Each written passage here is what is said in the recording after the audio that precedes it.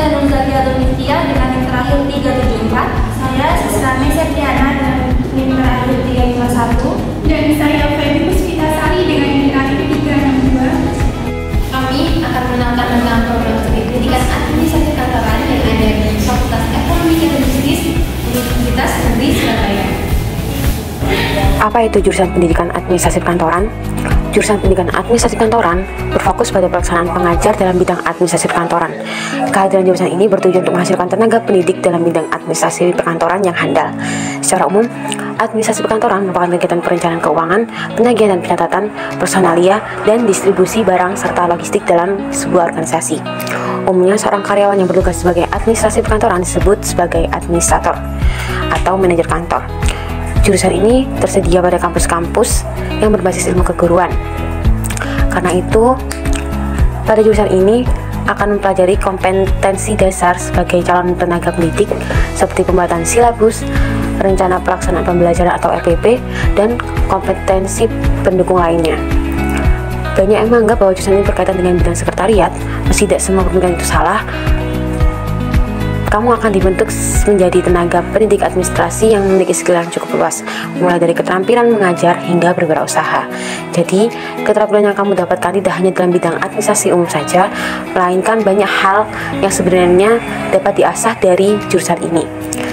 Seperti kemampuan matik dengan 10 jari, korespondensi, manajemen kearsipan, bahasa Inggris, manajemen perkantoran, teknologi informasi, dan lain-lain. Secara umum, tujuan dari proses manajemen perkantoran ini ialah supaya tujuan perusahaan bisa tercapai dengan efektif dan efisien, serta memenuhi syarat dari segi teknis, ekonomi, dan psikologis. Lebih lengkapnya lagi adalah sebagai berikut. Yang pertama, menyediakan data dan informasi yang lengkap kepada pihak-pihak yang membutuhkan untuk pelaksanaan tugas organisasi dengan efektif dan efisien. Yang kedua, melakukan pengawasan pekerjaan kantor dan administrasi supaya dapat memastikan terlaksananya standar kualitas, tenggat waktu, dan prosedur secara tepat. Yang ketiga, menerapkan kebijakan perusahaan atau departemen dan memberikan standar pelayanan yang baik dalam kaitannya dengan manajemen. Yang keempat, berkomunikasi dengan karyawan mengenai prestasi kerja untuk mengidentifikasi masalah dan penyebabnya, dan berupaya untuk menyelesaikan masalah tersebut. Yang kelima, memberikan pelatihan atau perintah kerja kepada para pegawai. Yang keenam, melakukan verifikasi, pemantauan, dan evaluasi kerja dengan membuat laporan terkait kegiatan produksi, pengiriman, serta penggajian. Dan yang ketujuh, yaitu melakukan proses perekrutan karyawan, mulai dari wawancara sampai memilih pegawai. Yang kedelapan, menafsirkan dan mengomunikasikan semua prosedur kerja dan kebijakan perusahaan kepada seluruh pegawai. Fungsi administrasi perkantoran. Menurut Kuibel, pada tahun 2001, terdapat 5 jenis fungsi pendukung administratif di perkantoran. Yang pertama yaitu fungsi rutin. Fungsi ini adalah fungsi administrasi yang memerlukan pemikiran dan keterampilan, yang setidaknya meliputi pengarsipan dan penggandaan barang perusahaan. Yang kedua yaitu fungsi teknis. Pada fungsi ini memerlukan pendapat, keputusan, serta keterampilan perkantoran yang mumpuni bagi para administrator.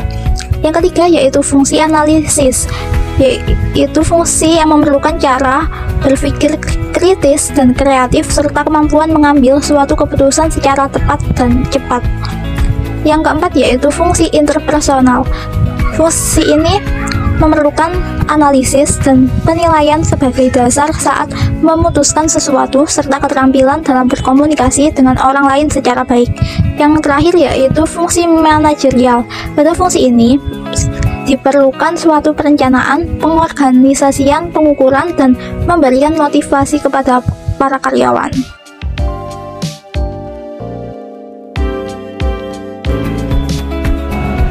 Apa yang membuat Anda tertarik untuk memilih jurusan administrasi perkantoran? Karena jurusan ini memberikan prospek kerja yang luas, tidak hanya baik di bidang tenaga pendidik maupun di bidang administrasi di perusahaan. Pertanyaan selanjutnya, apa keahlian khusus yang Anda kembangkan selama studi Anda yang Anda rasa akan bermanfaat dalam karir di bidang administrasi perkantoran? Selama kuliah, saya mulai mengembangkan kemampuan manajemen waktu, juga saya mengembangkan keterampilan komunikasi melalui kegiatan komunikasi.